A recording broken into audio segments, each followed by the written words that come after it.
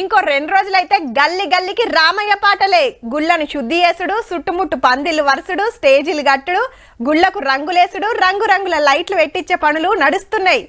వందల మంది భక్తులు వస్తారాయే. తిప్పలు కాకుండా చేయాల్సిన సౌలతులు ఏపిస్తున్నారు. ఇక అసలు పండుగ అంటే భద్రాద్రిలోనే. దగ్గరుండి కళ్యాణం చూడాలని బగ్గనే పోయేస్తారు. కళ్యాణం ముచ్చట్లు పండుగ నాడు చెప్పుకుందాం గాని ఇప్పుడైతే గీ వార్త చూడుర్రి.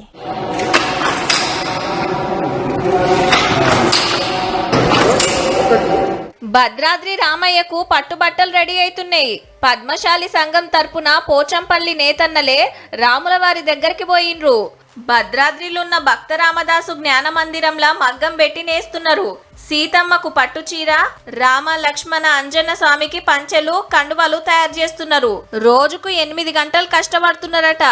అమ్మవారి చీరే 4600 పోగులు, 6.5 మీటర్ల పొడవు, 5 రంగులతో నేస్తుంటే పంచెలు, కండువాలు 4800 పోగులు, 4 మీటర్లు, 2 మీటర్ల పొడవు, అర్ధకిలా బరువుండేటట్టు నేస్తున్నారట.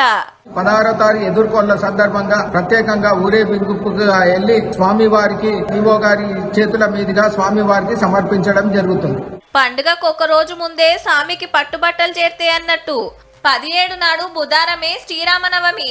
రామయ్య కళ్యాణానికి భద్రాద్రి రెడీ అవుతుంది. సల్వ పందిళ్లు వర్షుడు, మిథిలా స్టేడియం ముస్తాబు చేసే పనులు నడుస్తున్నాయి. దగ్గరుండి కళ్యాణం చూడాలని భక్తులు సుతా తయారైతున్నారు. అయితే భద్రాద్రి పోతానికి ఈలుగానోళ్ల కోసం రామయ్య దివ్యనార్తులు ఇంటికే తీసుకొచ్చే ఇకమతి చేసింది ఆర్టీసీ.